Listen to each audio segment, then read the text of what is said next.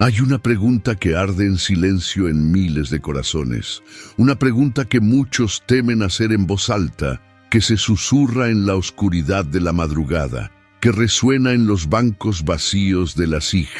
¿Qué sucede con quienes, en el momento más oscuro de su dolor, tomaron la decisión final? ¿Hay perdón? ¿Hay esperanza más allá de ese último suspiro? Durante siglos, la Iglesia ha guardado silencio, o peor aún, ha condenado sin compasión. Pero esta noche vamos a descubrir 3 verdades bíblicas que cambiarán para siempre tu comprensión sobre este tema. En las sombras de nuestras congregaciones existe un dolor que no se atreve a hablar su nombre, un dolor tan profundo que se oculta detrás de sonrisas ensayadas, de respuestas automáticas cuando alguien pregunta cómo estamos. Es el dolor de quienes han perdido a alguien de esta manera, el dolor de quienes, en este preciso momento, contemplan esa oscuridad como única salida. La Iglesia, durante generaciones, ha construido muros de silencio alrededor de este tema, como si no hablar de ello pudiera hacer que desapareciera, como si cerrar los ojos ante el abismo pudiera evitar que nuestros hermanos cayeran en él.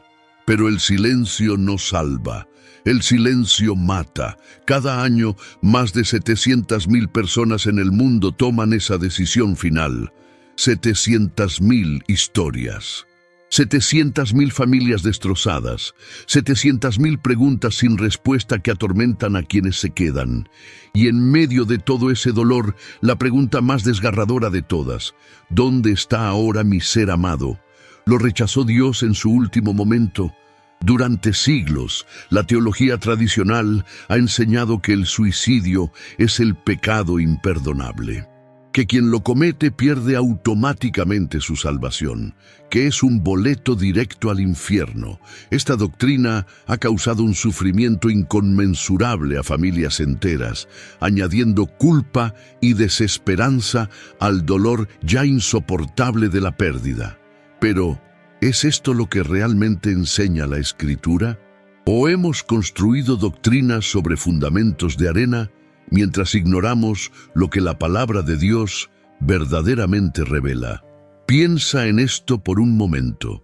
Si alguien con una enfermedad terminal muere por complicaciones de su padecimiento, ¿lo condenamos? Si alguien con cáncer finalmente sucumbe después de una larga batalla, cuestionamos su salvación. Entonces, ¿por qué cuando alguien sufre de una enfermedad mental tan devastadora que nubla su juicio hasta el punto de quitarse la vida, asumimos que Dios lo abandona? La depresión severa, el trastorno bipolar, la esquizofrenia, el trastorno de estrés postraumático, estas no son simplemente debilidades de carácter o falta de fe, son enfermedades reales que afectan la química cerebral, la capacidad de razonar, la voluntad misma de vivir. Cuando alguien en medio de una crisis de salud mental severa toma esa decisión, está realmente en pleno uso de sus facultades. ¿Puede Dios, en su infinita misericordia, no tomar esto en cuenta? Esta noche vamos a explorar 3 secretos bíblicos que la mayoría de las iglesias nunca enseñan. 3 verdades que traerán luz a esta oscuridad.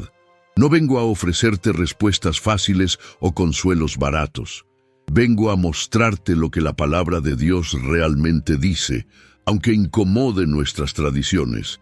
Y quiero que sepas algo antes de continuar. Si en este momento estás considerando quitarte la vida, este mensaje es especialmente para ti. Quédate conmigo. Lo que estás a punto de escuchar puede salvarte. Y si has perdido a alguien de esta manera, este mensaje también es para ti. Hay esperanza, incluso en medio de las cenizas más oscuras. El primer secreto bíblico que necesitas conocer es este.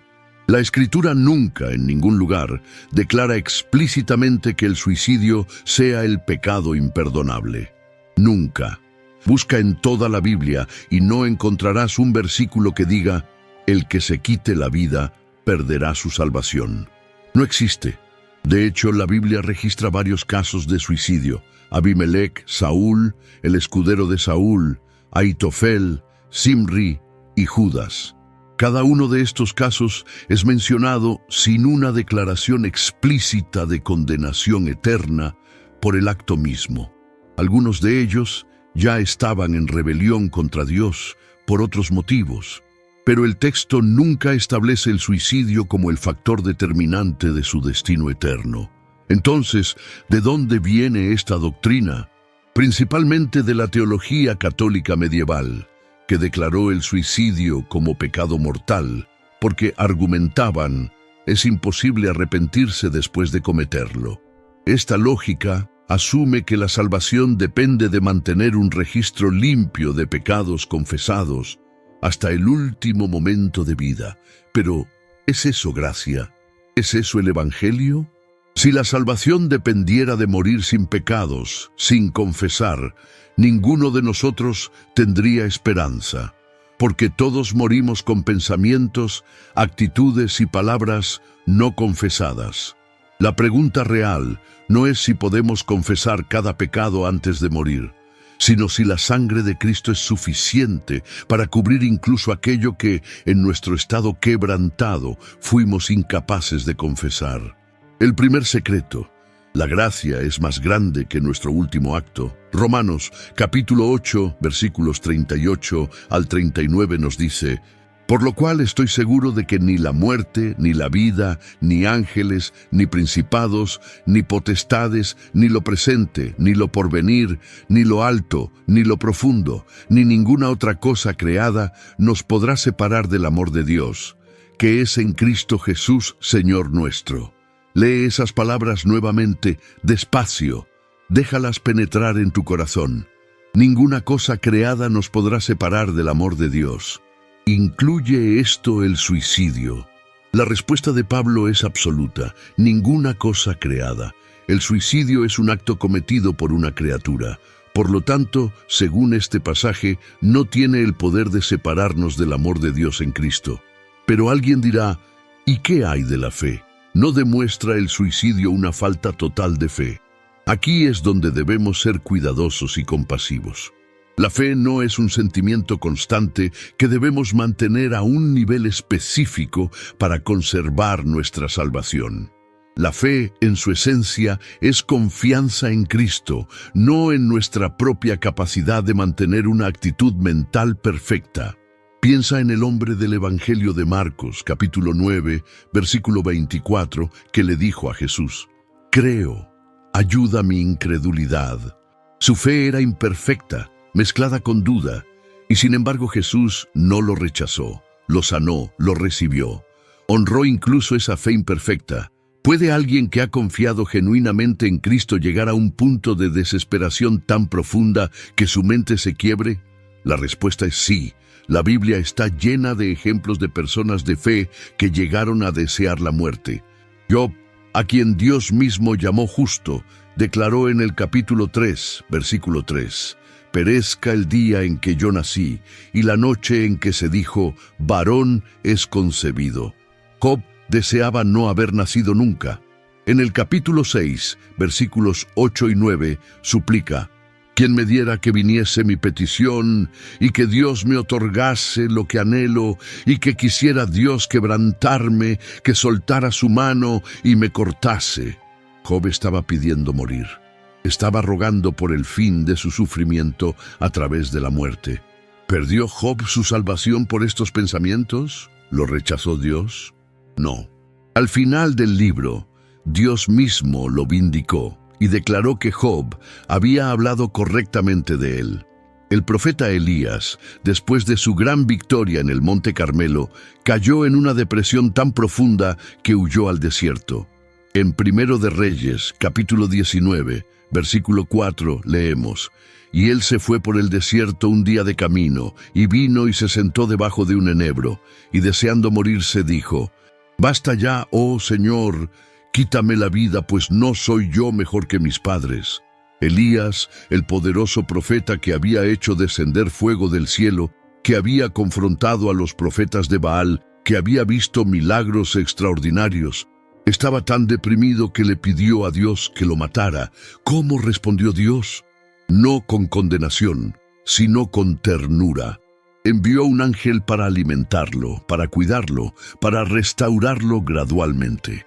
Jonás, después de su frustración con la misericordia de Dios hacia Nínive, declaró en el capítulo 4, versículo 3, «Ahora pues, oh Señor, te ruego que me quites la vida, porque mejor me es la muerte que la vida».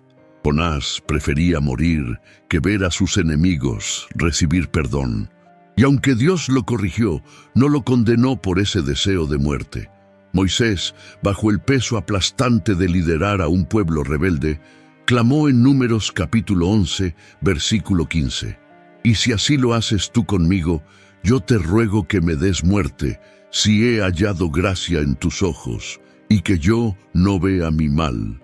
Estos gigantes de la fe, estos héroes bíblicos, llegaron a puntos donde deseaban morir, donde el dolor emocional y psicológico era tan intenso que la muerte parecía preferible a la vida. ¿Los abandonó Dios? No, los sostuvo, los restauró, los usó poderosamente. La diferencia entre desear la muerte y quitarse la vida es real, pero la línea que los separa puede ser más delgada de lo que imaginamos, especialmente cuando la mente está enferma, cuando los neurotransmisores fallan, cuando la química cerebral se desequilibra hasta el punto de nublar el juicio.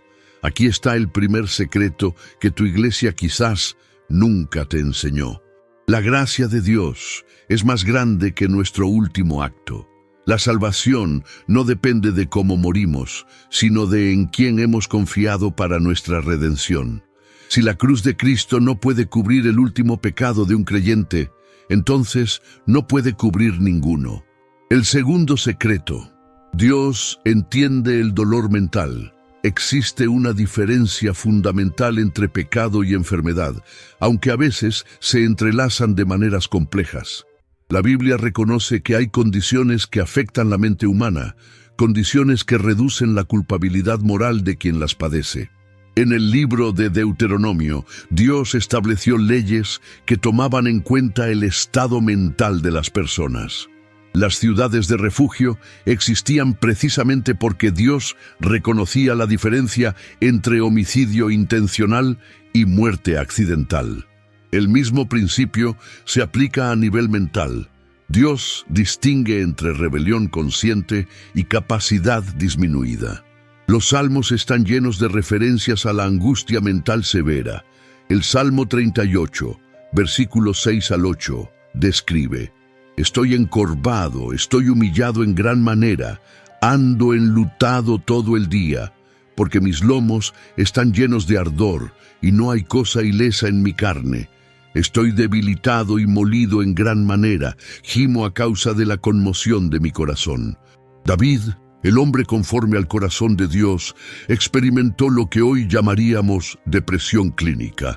En el Salmo 69, versículos 1 al 3, clama: «Sálvame, oh Dios, porque las aguas han entrado hasta el alma. Estoy hundido en cieno profundo, donde no puedo hacer pie. He venido a abismos de aguas, y la corriente me ha anegado. Cansado estoy de llamar. Mi garganta se ha enronquecido. Han desfallecido mis ojos, esperando a mi Dios». Estas no son simples metáforas poéticas. Son descripciones reales de sufrimiento psicológico profundo. David sentía que se estaba ahogando, que no había piso firme bajo sus pies, que sus fuerzas se agotaban. ¿Suena familiar para quienes han experimentado depresión severa? La depresión no es simplemente tristeza, no es debilidad espiritual, no es falta de fe. Es una enfermedad real que afecta el cerebro de maneras físicas y químicas. Altera la producción de serotonina, dopamina y norepinefrina. Cambia la forma en que el cerebro procesa información, interpreta realidades y evalúa opciones. Cuando alguien sufre de depresión clínica severa, especialmente combinada con otros trastornos mentales, su capacidad de razonar claramente está comprometida. No es que elijan rechazar a Dios, es que su cerebro enfermo les presenta una realidad distorsionada donde el dolor parece interminable y la muerte parece ser la única salida al sufrimiento. Piensa en esto. Si alguien tiene un tumor cerebral que afecta su lóbulo frontal y esto resulta en cambios de personalidad y comportamiento, lo consideramos completamente responsable de esos cambios. Si alguien tiene Alzheimer y dice cosas hirientes a sus seres queridos, lo juzgamos como si estuviera en pleno uso de sus facultades. Entonces, ¿por qué cuando alguien tiene una enfermedad mental que afecta su juicio hasta el punto de quitarse la vida, asumimos que Dios los juzga con el mismo estándar que a alguien que está mental y emocionalmente sano? Jesús mismo demostró compasión extraordinaria hacia quienes sufrían de condiciones mentales. En los evangelios, cuando se encontró con endemoniados, personas cuyas mentes estaban afectadas por fuerzas espirituales, no los condenó, los liberó, los restauró, los envió de vuelta a sus familias. En Marcos capítulo 5, el endemoniado gadareno estaba tan atormentado que vivía entre los sepulcros, se cortaba con piedras, gritaba día y noche. Su comportamiento autodestructivo no era voluntario, era resultado de su tormento. ¿Cómo respondió Jesús? Con poder liberador y compasión restauradora. El segundo secreto es este: Dios entiende la diferencia entre pecado intencional y capacidad disminuida por enfermedad mental. Él ve el corazón, no solo el acto. Él conoce la batalla invisible que se libra en la mente atormentada. Él sabe cuando una persona está actuando desde la fe versus cuando está actuando desde un cerebro químicamente desequilibrado que ha perdido su capacidad de procesar esperanza. Esto no significa que el suicidio sea correcto o que debamos quitarle su seriedad. Es una tragedia, es devastador y hay que hacer todo lo posible para prevenirlo. Pero juzgar el destino eterno de alguien basándose únicamente en ese acto final, sin considerar el estado de su mente y corazón, sin considerar su relación previa con Cristo, es ir más allá de lo que la Escritura enseña. Hay otro factor que debemos considerar en esta conversación, uno que la iglesia moderna a menudo ignora: la realidad de la guerra espiritual. Primera de Pedro capítulo 5, versículo 8 nos advierte: «Sed sobrios y velad, porque vuestro adversario el diablo, como león rugiente, anda alrededor buscando a quien devorar». Satanás es llamado en Juan capítulo 8, versículo 44, homicida desde el principio y padre de mentira. Su objetivo es robar, matar y destruir, según Juan capítulo 10, versículo 10. Y una de sus estrategias más efectivas es el engaño psicológico. Cuando alguien está en las profundidades de la desesperación, el enemigo no está inactivo. Él susurra mentiras diseñadas específicamente para empujar a esa persona más allá del borde. Mentiras como: eres una carga para todos, nadie te extrañará, el dolor nunca terminará, Dios te ha abandonado, estarían mejor sin ti. Estas no son simplemente pensamientos propios de la persona, son a menudo ataques espirituales dirigidos. Y cuando una mente ya debilitada por enfermedad mental encuentra estas mentiras, puede ser incapaz de reconocerlas como tales. Puede creerlas como verdad absoluta. Job experimentó esto. En el capítulo 2, versículo 9, su propia esposa le dijo: ¿aún retienes tu integridad? Maldice a Dios y muérete. Esa no era solo la voz de una mujer desesperada, era el eco de la estrategia del enemigo. Satanás había apostado que Job maldeciría a Dios si perdía todo. Y cuando Job no lo hizo, el ataque se intensificó a través de quienes lo rodeaban. El enemigo es astuto, no siempre viene con tentaciones obviamente malignas. A veces viene con lo que parece lógica. Si Dios te amara, no estarías sufriendo así. Tu fe no ha servido de nada. La muerte es preferible a este dolor interminable. Y cuando la mente está enferma, estas mentiras pueden parecer razonables. Pero aquí está la verdad que debes grabar en tu corazón. El hecho de que el enemigo ataque ferozmente a alguien no significa que Dios lo haya abandonado. De hecho, podría significar exactamente lo contrario. El enemigo no desperdicia munición en terreno que ya ha conquistado. Él ataca más violentamente a quienes representan la mayor amenaza para su reino. Pedro fue atacado. En Lucas capítulo 22, versículo 31, Jesús le dijo: «Simón, Simón, he aquí Satanás os ha pedido para zarandearos como a trigo, pero yo he rogado por ti, que tu fe no falte». ¿Notaste eso?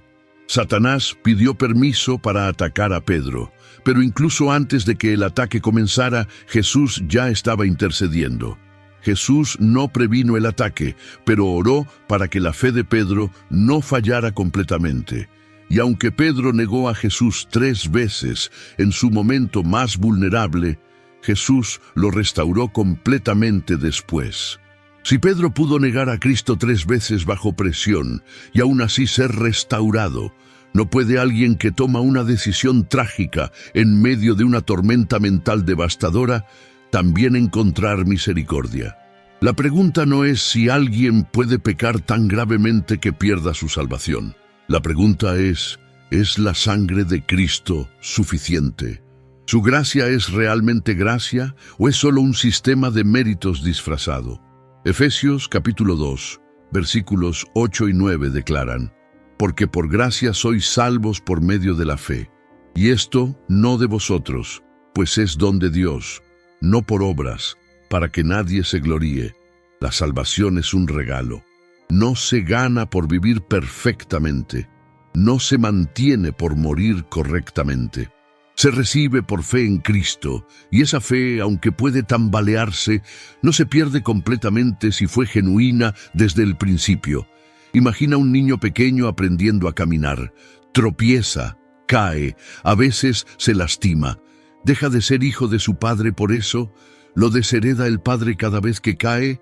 No.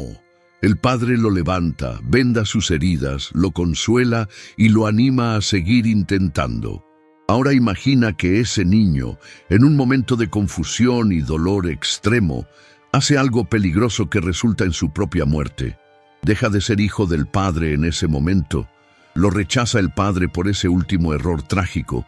¿O no estaría más bien el corazón del padre destrozado, llorando la pérdida de su hijo amado, deseando haber podido salvarlo? ¿Cuánto más nuestro Padre Celestial, cuyo amor es perfecto e infinito? El tercer secreto, el juicio de Dios, es diferente al nuestro. Primera de Samuel, capítulo 16, versículo 7, nos enseña un principio fundamental.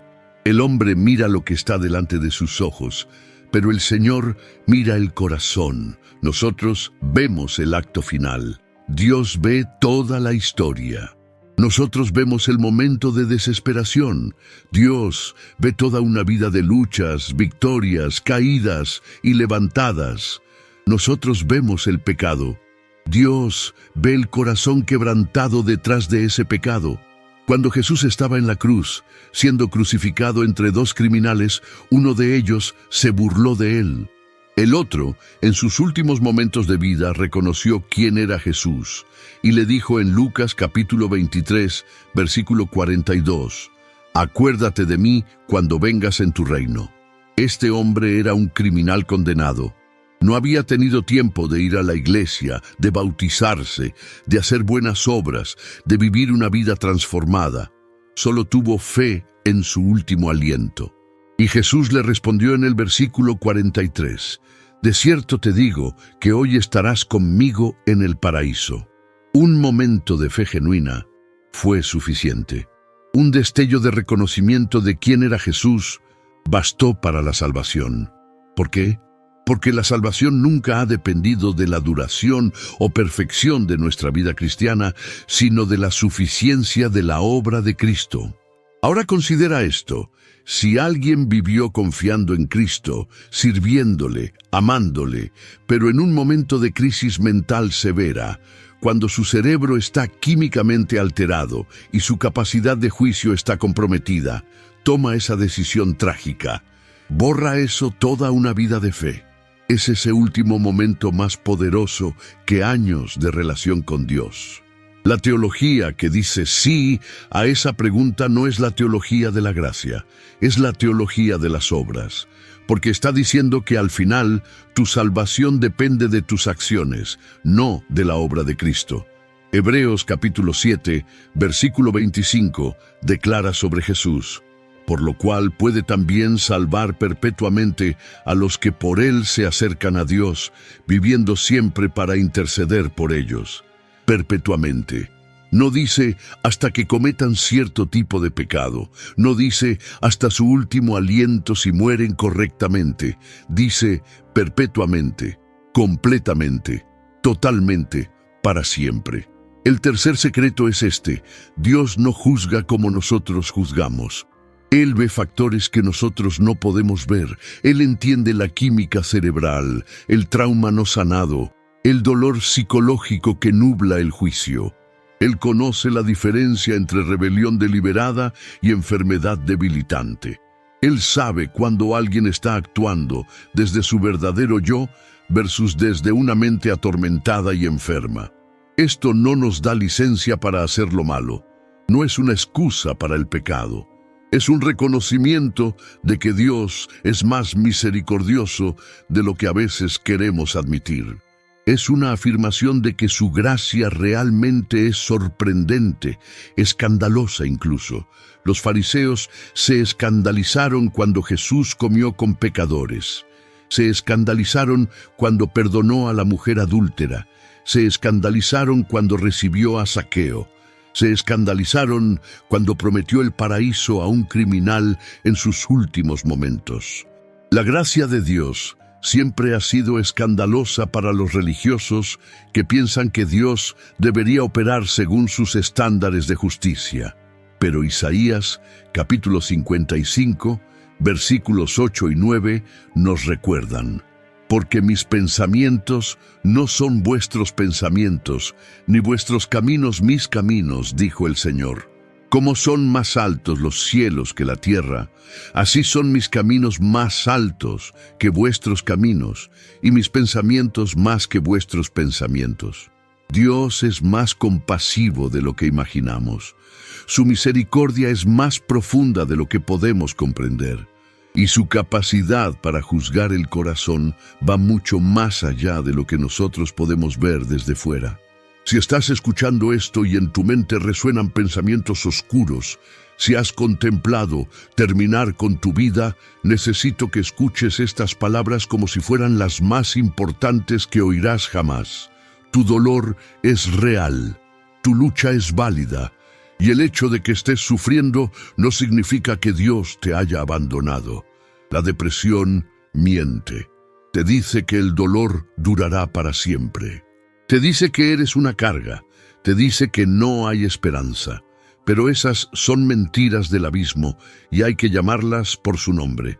El Salmo 30, versículo 5 dice: por la noche durará el lloro, y a la mañana vendrá la alegría. Tu noche se siente interminable ahora, pero las noches no duran para siempre, aunque mientan diciéndote que sí. Job estuvo en su punto más bajo, deseando no haber nacido, pero al final de su historia fue restaurado. Elías quería morir en el desierto, pero Dios lo levantó y lo usó poderosamente después.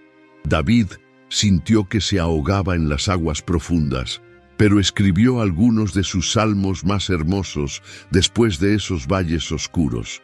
Tu historia no ha terminado. Este capítulo es doloroso, pero no es el último capítulo. Escúchame bien, buscar ayuda no es falta de fe, es sabiduría. Proverbios capítulo 11, versículo 14 dice: donde no hay dirección sabia, caerá el pueblo, mas en la multitud de consejeros hay seguridad. Tomar medicamentos para la depresión no es diferente a tomar insulina para la diabetes. Tu cerebro es un órgano. puede enfermarse como cualquier otro órgano, y tratarlo médicamente no es señal de debilidad espiritual. Necesitas saber esto. Hay personas capacitadas para ayudarte. Hay profesionales de salud mental que entienden lo que estás atravesando. Hay líneas de ayuda disponibles las 24 horas del día. Hay comunidades de apoyo llenas de personas que han estado donde tú estás ahora y han encontrado el camino de regreso a la luz. En muchos países existen líneas de prevención del suicidio. En Estados Unidos es el 988. En España es el 024. En México es el 800-012-80-24 horas. En Argentina es el 135. En Colombia es el 123. Busca el número de tu país, llama, habla con alguien. No tienes que enfrentar esto solo. De hecho, no deberías enfrentarlo solo. Dios frecuentemente nos sana a través de otros. Él usa médicos, terapeutas, consejeros, amigos, familiares. Permitir que otros te ayuden no es rendirse, es ser valiente. Hay un versículo en Eclesiastés capítulo 4, versículo 12 que dice: «Y si alguno prevaleciere contra uno, dos le resistirán, y cordón de 3 dobleces no se rompe pronto». No pelees esta batalla solo. Encuentra a alguien en quien confiar, un amigo, un familiar, un pastor, un terapeuta, alguien que pueda caminar contigo a través de este valle oscuro. Y si has intentado suicidarte antes o si luchas con pensamientos suicidas regularmente, quiero que sepas que Dios no está enojado contigo. Él no está frustrado. Él no está contando cuántas veces has fallado. Él está presente en tu dolor, llorando contigo, deseando llevarte en sus brazos. Isaías capítulo 43, versículos 2 y 3 dice: «Cuando pases por las aguas, yo estaré contigo, y si por los ríos, no te anegarán. Cuando pases por el fuego, no te quemarás, ni la llama arderá en ti. Porque yo, el Señor, Dios tuyo, el Santo de Israel, soy tu Salvador». No dice si pasas, dice cuando pases. Dios sabía que habría aguas profundas, sabía que habría fuego, pero prometió estar allí contigo. No te abandona en las aguas, no te deja solo en el fuego. Tu vida tiene propósito, tu presencia importa. El mundo necesita lo que solo tú puedes ofrecer, y aunque ahora no lo veas, hay un futuro esperando por ti que incluye sanidad, restauración y esperanza renovada. No tomes una decisión permanente basándote en sentimientos temporales, porque eso es lo que son, temporales. La química cerebral puede cambiar.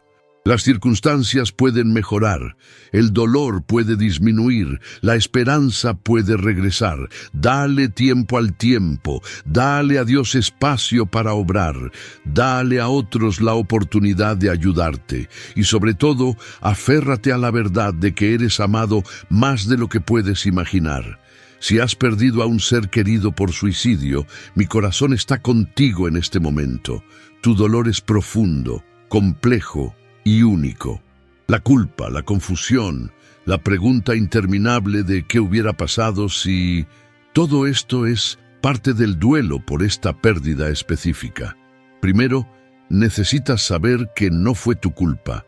No importa cuántas veces revisas mentalmente las últimas conversaciones, buscando señales que pudiste haber perdido. No importa cuánto te preguntas si hiciste o dijiste algo que pudo haber marcado la diferencia. Su decisión no fue tu responsabilidad.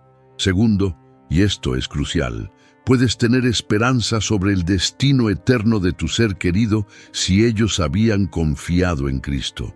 Los 3 secretos que hemos explorado no son consuelo vacío, son verdades bíblicas sólidas. La salvación nunca dependió de la perfección de tu ser querido, dependió de la perfección de Cristo. Si ellos habían depositado su fe en Él, esa fe no fue aniquilada por un momento de crisis mental devastadora. Juan capítulo 10, versículos 28 y 29, registra las palabras de Jesús: «Y yo les doy vida eterna, y no perecerán jamás, ni nadie las arrebatará de mi mano. Mi Padre que me las dio es mayor que todos, y nadie las puede arrebatar de la mano de mi Padre. Nadie incluye ni siquiera la persona misma.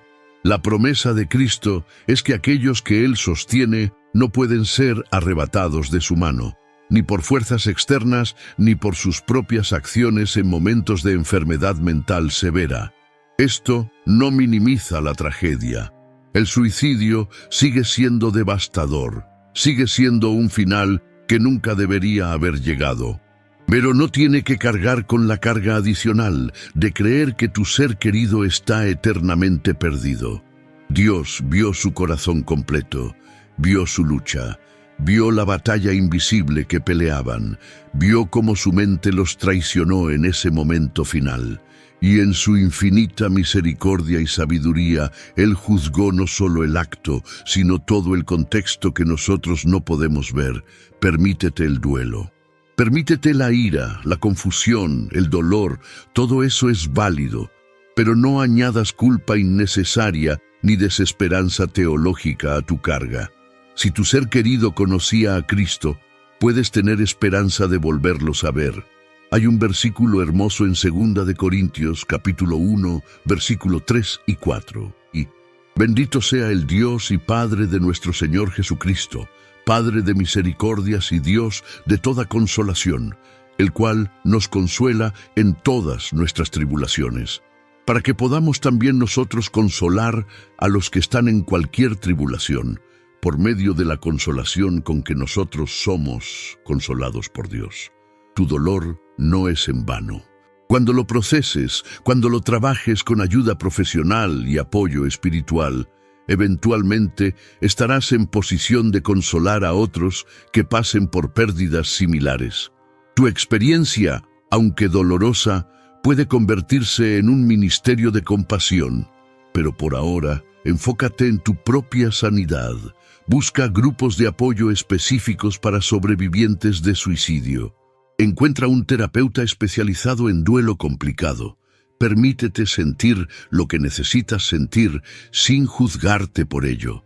Y cuando la culpa intente convencerte de que debiste haber hecho más, recuerda esto: hiciste lo que pudiste con el conocimiento y los recursos que tenías en ese momento. Nadie puede salvar a otra persona por pura fuerza de voluntad. Ni siquiera Jesús pudo salvar a Judas de sí mismo, y Jesús es Dios. Tu ser querido estaba peleando una batalla que tú no podías pelear por ellos. Su enfermedad mental no fue tu responsabilidad.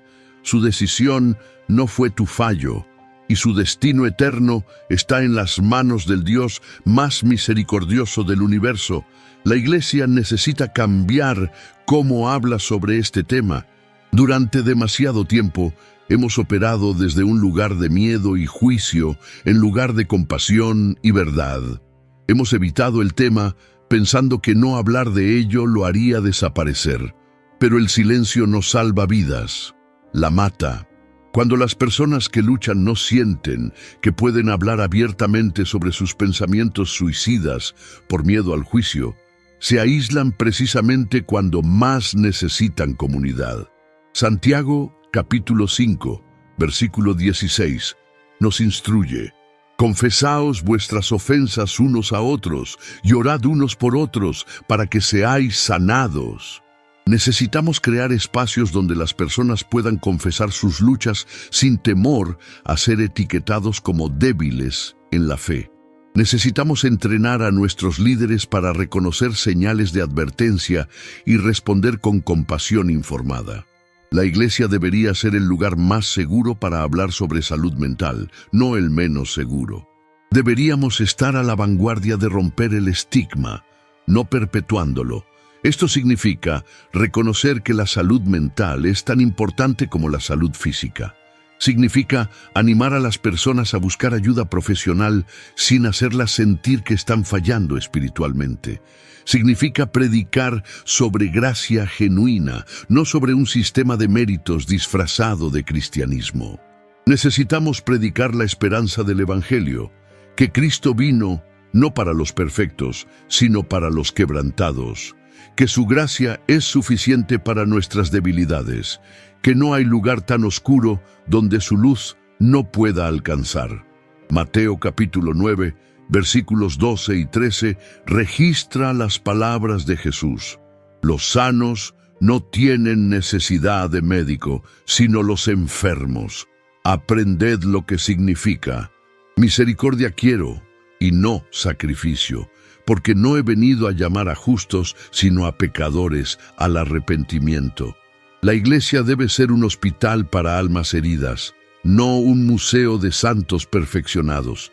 Si alguien con una pierna rota puede venir a la iglesia y recibir oración y apoyo, ¿por qué alguien con un cerebro roto debería sentir vergüenza?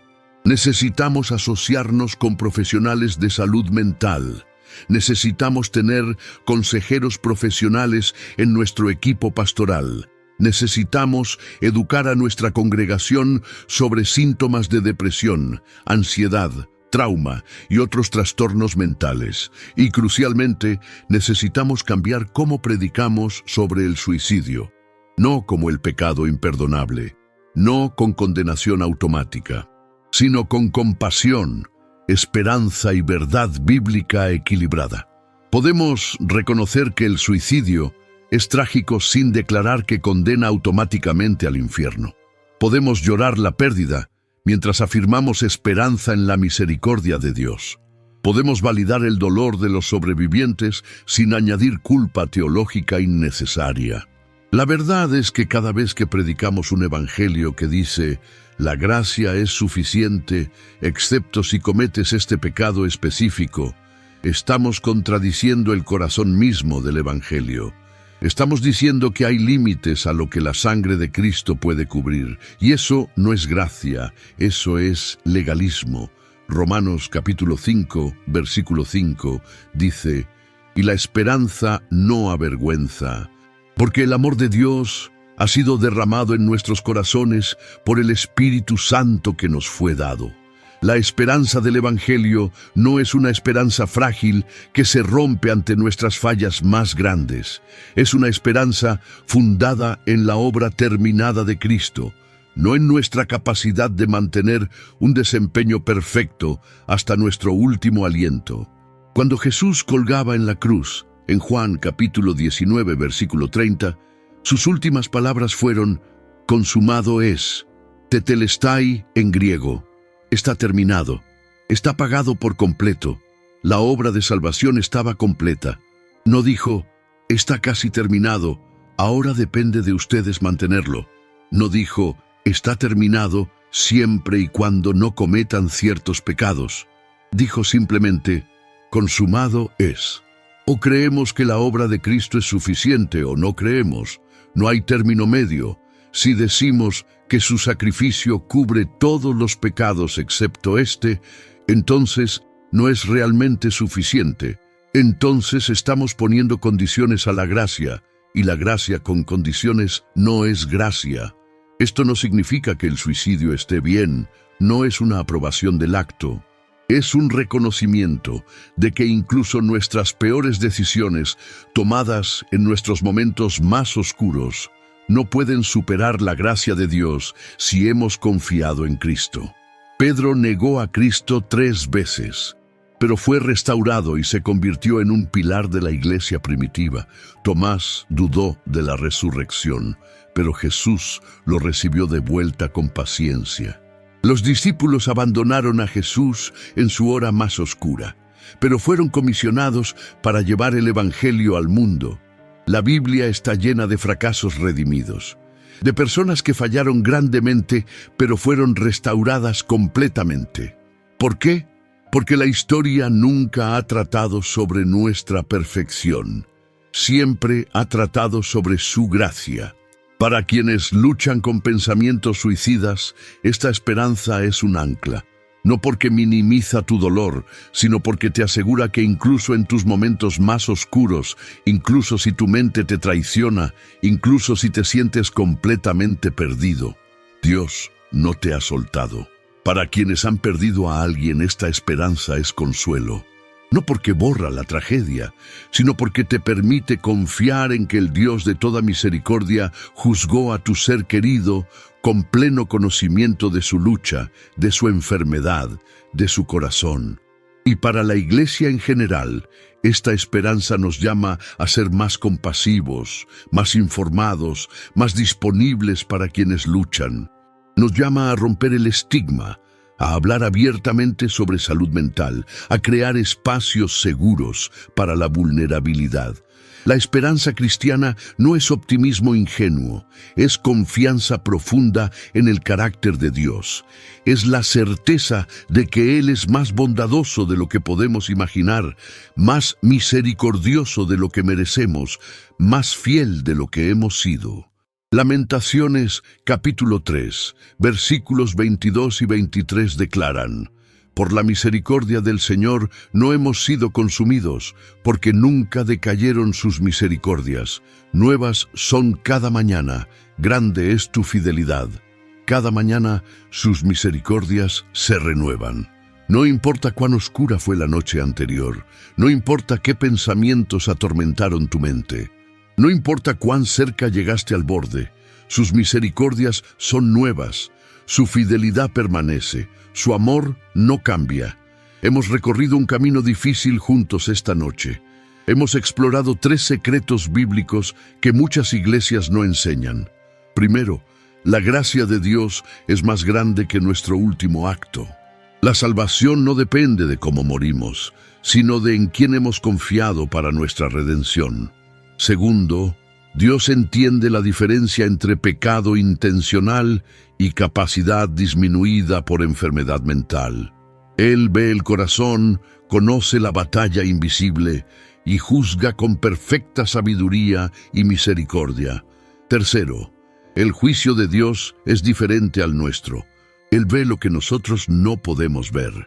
Entiende lo que nosotros no podemos entender, y su compasión excede infinitamente nuestras expectativas. Ahora, antes de cerrar, quiero orar contigo. Si estás luchando, esta oración es para ti. Si has perdido a alguien, esta oración es para ti. Si simplemente necesitas recordar que Dios es más misericordioso de lo que pensabas, esta oración es para ti. Cerremos los ojos por un momento. Padre Celestial, venimos ante ti con corazones pesados, pero esperanzados. Algunos de nosotros estamos en el valle más oscuro de nuestra vida. Algunos hemos perdido a quienes amábamos. Algunos simplemente estamos aprendiendo a ver tu gracia de manera más profunda. Te pedimos que toques cada corazón quebrantado que escucha estas palabras. Para quien contempla terminar con su vida, que tu espíritu les hable más fuerte que las mentiras del enemigo. Muéstrales que hay esperanza. Muéstrales que su vida tiene propósito. Conecta con personas que puedan ayudarles a atravesar esta noche oscura. Para quien ha perdido a alguien por suicidio, trae consuelo y paz. Libéralos de culpa innecesaria. Dales la certeza de tu misericordia. Sana las heridas profundas que esta pérdida ha causado. Y eventualmente úsalos para consolar a otros que caminen por este mismo valle. Para todos nosotros, ensancha nuestra comprensión de tu gracia. Haznos más compasivos. Haznos más disponibles. Haznos instrumentos de tu amor en un mundo que desesperadamente lo necesita. En el nombre de Jesús, quien nos amó hasta el fin, oramos. Amén. Si esta enseñanza tocó tu corazón, si encontraste esperanza en estos secretos bíblicos, escribe en los comentarios la palabra esperanza, solo esa palabra. Déjame saber que no estás solo en esta jornada, y si conoces a alguien que necesita escuchar este mensaje, compártelo. Puede salvar una vida, puede traer consuelo a un corazón roto, puede cambiar la forma en que alguien ve a Dios. Recuerda, Dios no te explicó todo el sufrimiento, pero se reveló en medio de él. No prometió que la vida sería fácil, pero prometió que nunca te abandonaría. No dijo que entenderías cada batalla, pero aseguró que estaría contigo en cada una. La cruz no fue el fin de la historia de Jesús. La tumba vacía llegó después. Y para ti, esta noche oscura tampoco es el final.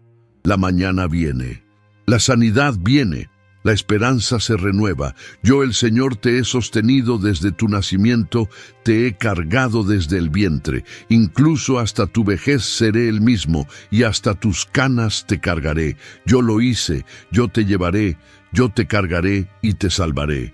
Estas son las palabras de Isaías capítulo 46, versículos 3 y 4. Dios te ha cargado, te sigue cargando y te seguirá cargando.